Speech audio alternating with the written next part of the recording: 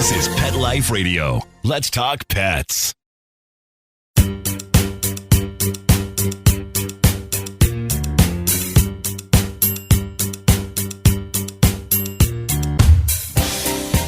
Hey everybody, it's Jamie Migdal, your host of Pets Mean Business on Pet Life Radio Network, and I'm really delighted to be here with you today. I hope that you're enjoying the new kind of format that we've started to do between my co-host and colleague Dustin McAdams, CEO and founder of Pupjoy. He and I are, like I said, we're going back and forth. Feels really good. In fact, he and I had a meeting earlier today just to talk about how we feel really good about this perspective, and I really like the guests that he's bringing on. I, of course, love my guests. So this just continues to follow the path that we think we're weaving well, which is creating some momentum, highlighting and showcasing innovation in the pet industry across services, products, really anything. And so he brings, because he's got that consumer packaged goods, B2C, business to consumer space and expertise. I've got the services space and business to business expertise. We feel like the two of us together are able to provide to you as a listener something really high quality. And I hope that you feel that way too. And if you don't, you can just, send me an email and yell at me.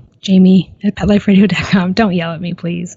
But for real, I hope that this is working for you because I really think it's working well. And so it's cool.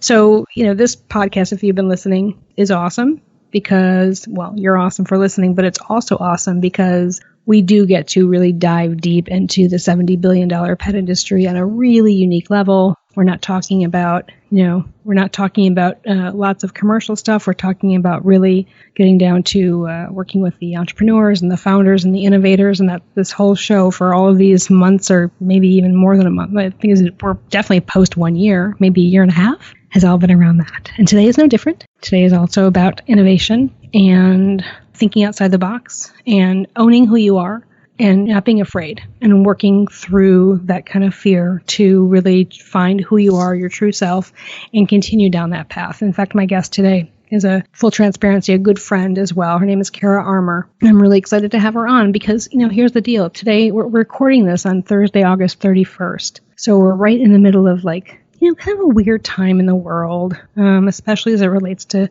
our country, the U.S., and Hurricane Harvey, and a lot of the stories that are coming out of Texas, and a lot of the things that are happening right now as it relates to animals. And it's just kind of there's something weird going on. And I'm feeling it. I don't know if Kara's going to be feeling it when she comes on and we start talking. But, I did say to her when we were kind of prepping for today, I said, I really feel like I want to address it and talk about it, and we can talk about it from the perspective of being pet care professionals and having businesses and how we can help each other, help other people. So I don't know. I'm sure that'll come up, but I just wanted to mention it because that's kind of where I'm at today. I'm just feeling a little bit down, maybe. Maybe down isn't the right word because I don't feel down. I feel like I want to be doing something helpful. I think I always want to be doing something helpful, but I feel like sitting here recording this podcast, is this going to be helpful to anybody in a time of need? Maybe it's just because it's something to take your mind off of something, or it's helpful to inspire you. Whatever it is, I hope it's working. And I'm glad you're here. Thank you. Love it. So here's the deal. We're going to take a quick break for sponsors. And I believe that this wonderful podcast is sponsored by our friends at PetSmart. In fact, more specifically, PetSmart Grooming Academy. Looking to do something really special with your life, enhance your career, work outside of your comfort zone, working with dogs, doing something that you've always wanted to do. PetSmart Grooming Academy is a really great place to start. They really set you up for a career, for life. We feel really strongly about the program they've put together, and so really proud to have them as our sponsors for the show. So there's that. I'm Jamie Migdal. This is Pets Mean Business on Pet Life Radio Network. We'll come back from the break. You'll have me and my very good friend Cara Armour, and we're going to have a lot of great conversations about who the hell knows, but it'll be good. I promise. I know it'll be great. She's amazing. Okay, we'll be right back.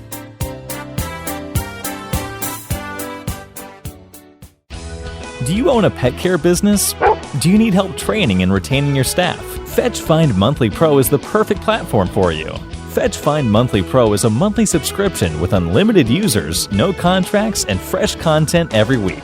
With increased employee engagement, higher customer satisfaction, and lower risk and liability, Fetch Find Monthly Pro pays for itself. And you can completely customize the training materials based on your company's needs. Head over to www.fetchfind.com to learn more and subscribe today.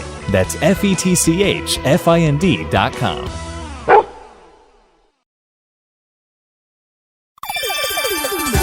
Let's Talk Pets on PetLifeRadio.com.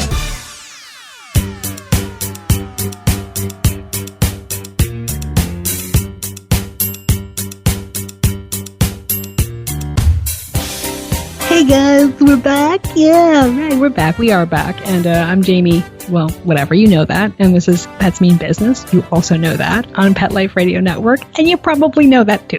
So we're going to get past all of that fancy stuff and get right down to talking to my friend Cara. Cara, thank you for joining me today. Welcome to Pet Life Radio Network and Pets Mean Business. Thank you so much for having me. I'm delighted to be here. God, you have a nice voice on the radio. Oh, thank you. Yeah, it's like really smooth and good cadence. I mean, I talk to you often in life, but I feel like hearing you in this venue, it really is clear to me that you have a nice voice. Well, thank you very much. Well, you're welcome very much. So, all right, let's level set a little bit. Let's get close some loops on who the hell you are so people can relate to why you are here today and also get the sense that I have, which is that you are awesome. I know, right? So you're an entrepreneur. And not only are you an entrepreneur, but you are a pet expert and a pet lover and an innovator and a great collaborator. I'm just, by the way, like pulling all of these adjectives out because I feel super strongly that these are really good ways of describing you. When you do something, you do it well. I've witnessed that with my own eyes. That's the reputation you have in the pet industry. You've done everything from winning Pet Sitter of the Year, which is the pet industry's highest honor, awarded by Pet Sitters International, and you've collected a ton of other accolades. You've had a holistic pet supply store. You have a business called Active Paws. You started a CPR class, online CPR training for pet professionals. Listen, it's ridiculous, actually. And you're also like a pro boxer breeder and agility person and lure coursing and conformation. And my goodness, you are amazing. And also, too, if I will just say one more thing, you do a lot of giving back. I mean, you do a tremendous amount of giving back. We're obviously in the same community. I see you everywhere on Facebook, helping people, giving people advice, giving feedback. And like you do it in this way that is so authentic because it totally is you. You're just so you. I love how you are. So for people to check out your you-ness, they can find you, and we'll give all this stuff in the show notes and the website, but getactivepaws.com. ProPetHero.com, which is the business that you now work in collaboration with. Mm-hmm. And Sino, how do you say it? Sino? Sinnet Boxers, yeah. Not C. That's an S. Can you spell it? It's SINNOTT Boxers.com. Okay, and then you're all over Facebook on those same things. Pet Hero, Active Paws, and Sinnet. How do you say it? Sinnet. It's a family name. Okay. The family name. You're so East Coast fancy. And then you can find she on Personal Tales Unleashed is her personal Twitter. And anyway, you can find Cara. Just type in Cara Armour and she's everywhere. She's fantastic. Okay, I just said a lot about you. What did I miss? What do you think is important that people? What would you want people to know about you that I did not just say? I don't think you missed much, except for I would just say I give back because I've had so many opportunities. I'm not going to say I didn't work hard for them, but I didn't get this far in life without support systems around me. So I find it important to give back constantly. And it's just in my nature. I can't help it. My form of procrastination from projects is to go help people. So the more I'm on Facebook, I'm busy not doing something I should be doing.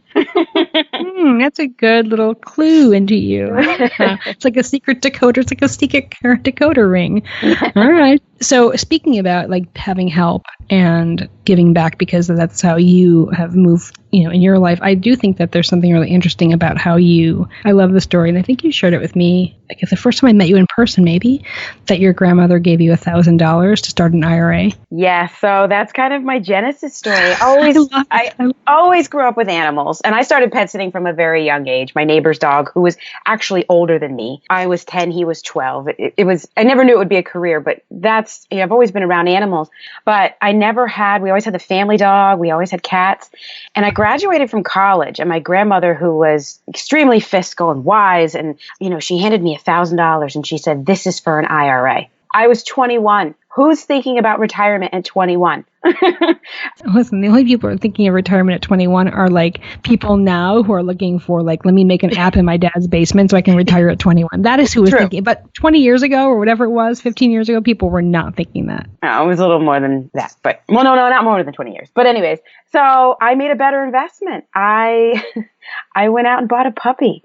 And I had no idea that one dog would have such an impact on my life. He is the reason that I have everything I have. He's the reason why you and I are talking today. Mm-hmm. And I know it sounds silly, but that dog opened up every door to my life. He led the path to my passions.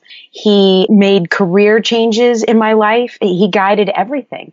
And, I met my husband because of that dog at the dog park. When I graduated from college and I had a really good job. I'd worked my way up from sales associate to store manager. I was the youngest store manager at 21, running a $3 million store for a company called City Sports that used to exist. I love them. I'm sad they're gone. And I had a career identity crisis at 23. There were P.S. You also graduated from BU. You graduated from Boston University, so it wasn't like you went to like the community college and got a quarter of an associate's degree. Let's just get that out of the way too. Please go ahead. Well, I went in bio pre-med. I didn't come out a doctor. So, but I think I came out something better. Instead of I went the animal route instead of the people route. But yeah, so I had this ripe young age identity or career identity crisis, and I bought myself the puppy with that, investment in my future money, which I did. And I was going to the dog park. Like every hour I wasn't at work, I was at this. It was a de facto dog park too. It was just this beautiful rolling paths through this, these open fields sprawling on a couple towns near me. And I ended up meeting my husband there. It's really amazing. It's a really amazing story. Well, is your grandmother still alive? She is. She does not know this story. That's a story for another day. Okay.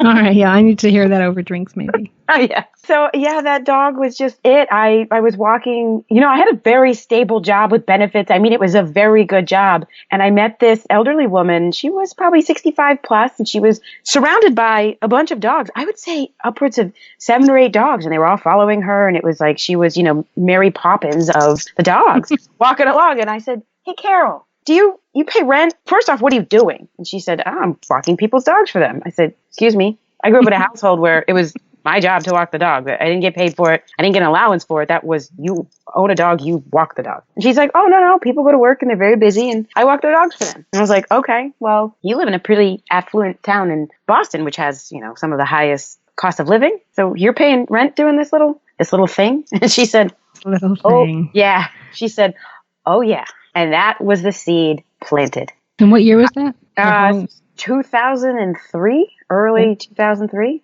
Okay. That was really, as far as the pet industry is concerned, that was really early. Very early, yes. And so there was not what I would call the professionalism or professionalization of the pet industry back then. But I ran myself off to Borders Books and bought all 2 books I could find that existed on pet sitting. And one was Patty Moran's Pet Sitting for Profit.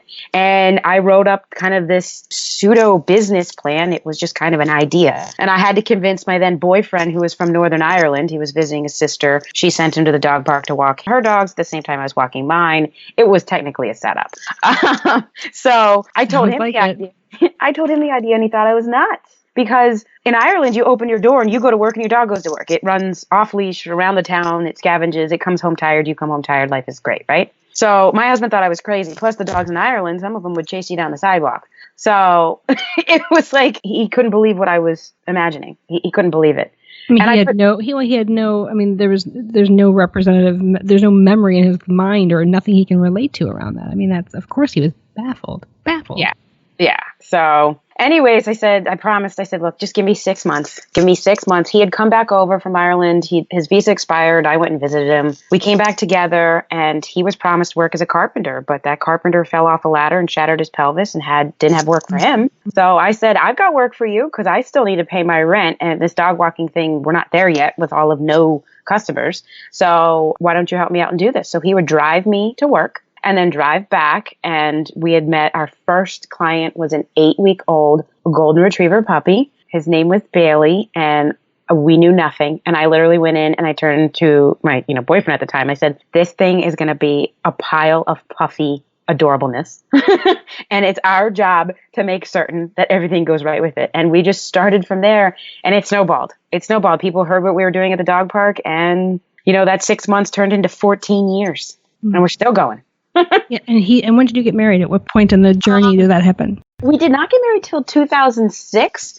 We probably would have gotten married earlier just for the whole green card thing, but I didn't want to base our marriage on that. Okay. And he was very good about that. It was mostly my parents that were like, we love him. We don't want him to get deported. You need to do something about that. So we actually had a paper wedding and then a legal wedding. A legal wedding and then a celebratory wedding. And is he still working in the business with you? He is, right? He is. He does pretty much everything. I spend about a few minutes of admin work, but he's the go-to guy. He runs the team. He runs our play groups. He, handles the clients. He's awesome. You and I live far away from each other. I really do look forward to meeting him. He sounds like a really phenomenal person, and he must be because he's married to you, and you guys are probably a pretty powerful couple. He's definitely my better half. I will put it that way. I always tell people he's the stake that grounds me, because I would literally fly off the handle I have a million ideas every day. And he literally keeps me grounded, sane, and functioning. And he also keeps me fed. He's the best cook I know. He's a chef. I remember you say he's a good cook. But, he does that. I'm sure he does. Obviously, you're saying he does, and I believe that. But at the same time, he's also indulging you, right? Because you're not just sitting there in the pet sitting business anymore. You have gone on to do other things, and you are exploring other opportunities and developing new relationships and breeding your dogs and doing agility. So to give him some credit, he's not just holding you back. He's just like I know that's clearly not what you're saying, but I love that he is helping you to balance that out. I feel like that's more of what he's doing. He's providing some perspective so you get the balance you need so you can go and explore all of these things and do all of these passion-based activities, but also be there for him so he can run the business and you guys can still have a really nice income and everything could, flow from there. Yeah, which is balance is a kinder word for him. Tell him I said that. I will. Please. So I would imagine that especially because you had the accolade of becoming Pet Sitter of the Year, which is a huge thing and a huge honor in our industry. I would imagine that people I know they are actually asking you lots of questions about, all right, you've done this and you've done this well. What are some suggestions that you would give to me if I wanted to have my own pet industry business? But let's talk specifically about pet care, dog walking and pet sitting. What are some of those kind of top pieces of advice you'd give, like really tangible takeaways? Like what's the first thing you tell somebody who is going to leave their corporate job? Define your boundaries. And this is challenging in a pet care business because you literally love pets. And so if your client calls you because they want to go to the Celtics game and you feel badly because, you saw that dog last at 12 and they're going straight from work, and you feel badly saying no because that dog is the one that suffers if they can't get the neighbor or whatever, that's just something you have to learn to set your boundaries. If you stop work at 5, you stop work at 5. It's a hard stop. That is I still, even though I know better, I still get that little pang when we have to say no. And it's the emotional side of me that I always tell people take the emotions out of business, but that is so complex when you are in the business of caring. And so that's something I was taught. I went to pet sitting conferences and there's plenty of speeches for good reason on the power of saying no and preserving yourself and all of that, but you don't know it until you go through it. So all I can say is please try and listen to me, even though I didn't listen to the people telling me. It's so important. I lost myself in my business. My family, I love my family, but I push them off because I can't do Christmas. Christmas is my busiest season. I can't do Thanksgiving. Why would I come home for Thanksgiving? And it just snowballed. It became an excuse for everything, including my own personal vacations. I remember we got married and I had to wait a year before we could plan our honeymoon. And we went over to Ireland, which is exciting, but at the same time not. It was just going back to see his family. And we could only sneak away for 10 days. And I remember crying on the last day. And it wasn't because I didn't like my job. It was because I enjoyed being free for those 10 days. And so that no one should have that feeling of crying before they go home. A few years later, we got away to Japan and I did the same thing. I cried. And you should go away and come back feeling refreshed, not sad. Well, it's interesting. That's actually, I never heard that story from you. And it's really, I'm putting myself in that position and people I know, I think that you're just describing to some degree entrepreneurship. I think that it happens to be that in pet sitting and dog walking, you do have 24-hour responsibilities. That was the reason I sold my company. The 24/7 responsibility was just too much for me because I felt that way, exactly what you just described. So I totally get it. But as I moved forward and started other companies, I still, I love my work and I love everything I do. I set my alarm early just to start working in the morning because I want to, I want to have an impact and I want to do things and I want to create and build and what have you. But I feel the same way when I'm gone. I'm like, oh my God, it feels so good to take a deep breath. And I think that, I think your advice is really important and about setting boundaries, but not just about time, but about setting boundaries about how you're going to take care of yourself in owning a business, no matter what it is. But I think especially pets, because there is, there's certainly an emotional component to it and there's fatigue burnout, compassion fatigue. So there's a lot of things going on. But you know what, though, that's actually a really good place to stop and take a break again. And we'll come back and let's pick up on the whole compassion fatigue and what things that you do to avoid that, because even though you have managed to change things in your business, that still has to come up because you're doing so many other things and helping so many people, and I know how hard you work and how much you work, so you're still probably experiencing it. So let's talk about that when we get back, and then we can also talk a little bit about the hurricane dogs and maybe some advice that we both have to for folks that want to do something or help in some way. So on that note, Cara, be right back. You guys know what show you're listening to. You know who we are. So let's just go right to our sponsors. We'll be right back.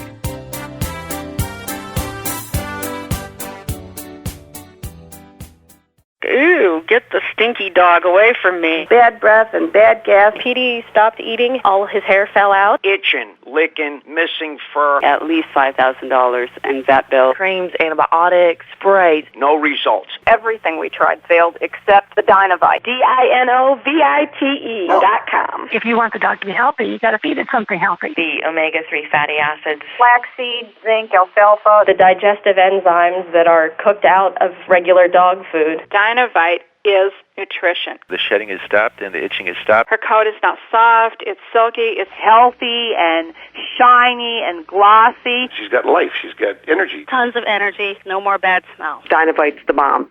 Dinovite is the best thing that's ever happened to my dogs, besides me, of course. 859-428-1000. 859-428-1000. Dinovite for life. DINOVITE.com. Love to spoil your dog, but no time to shop? Well, check out pupjoy.com. Dog parents are raving about them. They deliver amazing boxes of treats and toys directly to your door. Premium goodies from indie brands, all customized to your dog's unique needs. So you can relax and spend more time on important things, like couch cuddles and belly rubs. Get personalized boxes of joy for your pup, plus built-in support for animal rescue, all for less than you'd pay at the store. Save $10 on your first order today. Go to pupjoy.com, customize your plan, and enter Pets Mean Business at checkout. PUPJOY.com.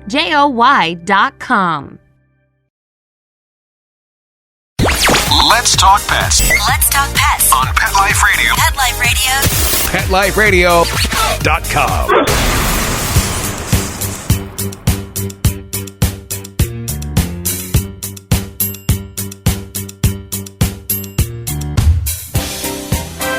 Okay, guys, so we are back. It's Jamie Migdal. I'm your host on Pets Mean Business on Pet Life Radio Network, and we're with my guest and my friend and my colleague, Cara Armour, and we've been having a really great discussion about, well, number one, learning about her background and how she found her way to be a very well-known and very well-respected and well-regarded pet professional, entrepreneur, just all-around kind of industry connoisseur, and that's just a really great story. And then now we've kind of moved into this discussion of, general entrepreneurship, taking care of ourselves and compassion fatigue, and what are some things, what are some things you can do? I mean, and I know you do a lot of giving back to the community. Is that one of the ways that you take care of yourself, or is that does this also, lend to some of that potential fatigue? Oddly enough, it does both. So one of the reasons, the other thought of setting your boundaries is also never lose sight of your why. And because I cared so much, I started this because I didn't want dogs, particularly, I know cats too, but bored out of their minds at home. So I built this because my own dogs, I was working all those hours and spending all the hours at the dog park when I wasn't at work. But what I felt when my business took hold and I wasn't able to set those boundaries, and people were asking and I was saying yes all the time, was a lot of regret. I regretted not spending the time. I built this business around my dogs, and then they were getting shafted. And so I think it's important for us to focus on in our lives what is important. I was lucky that I worked with my husband, and we, of course, if you work with anybody, there's going to be tension. Thankfully, we had separate days, same company, but I would go out and walk a set of dogs, and he would walk a set of dogs, and we'd come home and share.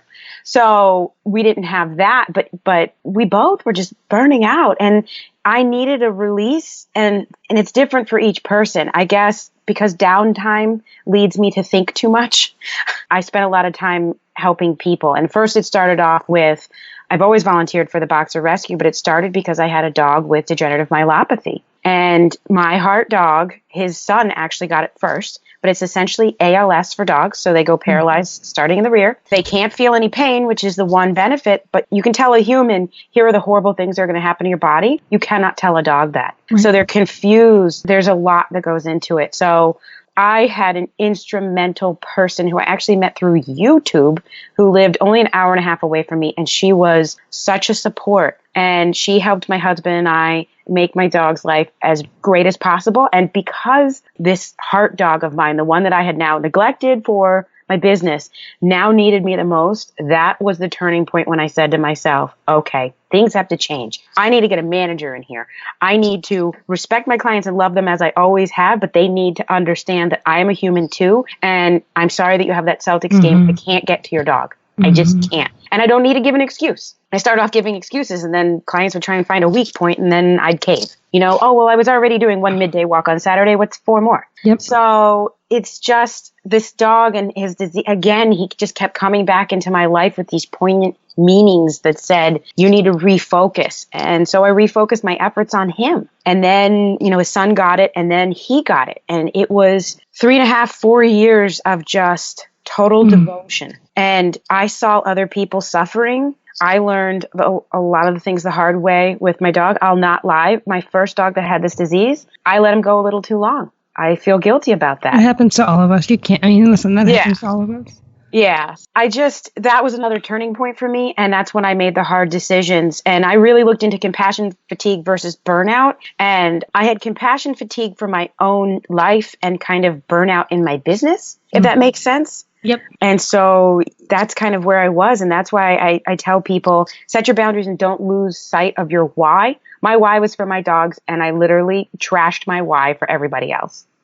So to take that learning, and what kind of recommendations or thoughts do you have? So let's talk about Hurricane Harvey for a moment and the dogs and the potential compassion fatigue, that guarantee that rescue people are feeling, guarantee it's going to be tough, it's going to be hard. So I think that here's the way that I'm thinking about this as an entrepreneur in the pet space who isn't working specifically with rescues. So, I think one of the ways to help people is, if you are a pet professional yourself, what is it in your life, or in your business rather, that you could do to pitch in to make a difference? Because, you're probably not flying down to Texas, although for those of you who are, amazing. Thank you. Agree. It's incredible. But if you're not, there are things that you can do that are in your own area of expertise to be able to lend a helping hand, and also take yourself out of your day-to-day for a minute. And just stop and take yourself out. And I think that learning from what you're saying here is that pause where you look around yourself and you get out of your own headspace and out of your own physical space even.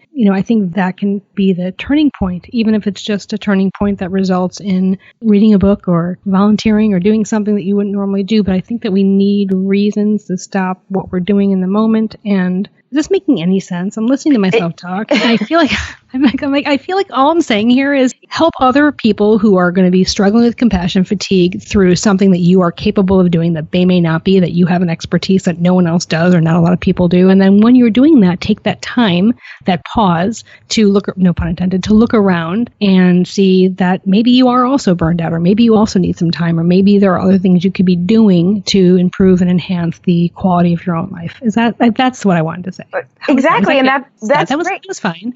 Well, that's exactly what I do. So as buried in my business as I got, that's when I reached out harder to support DM, and I reached out to the Boxer Rescue, and I was reaching out to these business owners on Facebook that were struggling with the same struggles I had, because as downtrodden as I thought my life was, I'm not going through a hurricane. So I wasn't going through what those people had gone through. I'd gone through it, or I was fortunate enough to not have to. So I'm going to help them either step up and around it, get through it. I mean, we're up here and obviously we can donate, but we have clients that have stuff just lying around. I'm sure that we can all collaborate and figure out a way to get it down to Texas. There's a lot of things that we can do as professionals, but if you're feeling burned out and kind of crazed, this is a great side project to just, it feels good, and it's a way for you to step outside of your business and go help somebody else. That feels really good. I can't emphasize that enough. And you've done that so many times and so beautifully, and you're really, I think, you're really someone people can look up to in terms of not just talking the talk, but really walking the walk and doing exactly that. You're an amazing person. And every time I have experience with you, I see that more and more. You are like an onion. Your layers keep peeling, and I just keep learning. You're a really inspirational person. And I'm really glad that you were able to take the time today and share your story and share yourself and your perspective and your all around glory with our listeners. So I want to, officially thank you. And I don't know if I said that out loud, but thank you so much for being here. It means a ton to me. I loved our conversation. I think the world is better with you in it. So people, if you have any questions I think, if you want, because she's so helpful, if you have any questions, you can reach out to Cara through any of those other ways. Is there just a direct email people can use? Sure. Probably Cara at getactivepaws.com. That's my end all be all. That's the way to get me. And that's C-A-R-A, Cara. Yep. Not Cara, Cara. Come on now. Cara, correct. That's right. Come on now. All right. So, Cara, thank you. And I'm Jamie McBell. I'm your hostess thing with the mostest thing on Pet Life Radio Network, Pets Mean Business, all of that good stuff. If you have anything you need, or want to just, think about, and you need someone to bounce it off of, you can do that with me. I'm super happy to always field questions. You guys are always giving me great emails and asking questions and letting me help you in some way, hooking you up with resources or other people I know who could be helpful to you. So please continue that. I'm totally here for you. Even if it takes me a couple days to get back to you, I promise I will. And for those of you looking to do something with Hurricane Harvey dogs, I have one advice, or one thing that I'm kind of thinking about, which is to keep it local. All of your animal shelters in your community are going to be feeling the impact of the dogs that are being taken from Texas and being moved northward. So, the best thing to do is, if you're going to donate money, I would donate it to your local shelter versus a national organization. And then also, if you have supplies to donate, I would actually put the supplies in your local shelter. And best to obviously do a fact check, call them up. Are you guys going to get Harvey dogs? And maybe they're not, but I guarantee you will have a name of a shelter in the same community who will. So that's my suggestion. Keep it local. And yeah, that's it. So, all right. So our hearts and thoughts are out to all of the folks that are battling the horrible, horrific outcome of the hurricane. And for those of you who are feeling like you want to do something and this is just the time in your life to do it and go be something and change everything, go now. It's your time. If you want to be a pet professional, if you want to start a business, if you want to grow your business, anything you want to do, my goodness, you can totally do it. And I believe in you, and I guarantee you, if people in your life who believe in you, just put yourself out there and you'll get it back. Thanks so much. Talk to you next time. Let's Talk Pets, every week on demand, only on PetLifeRadio.com.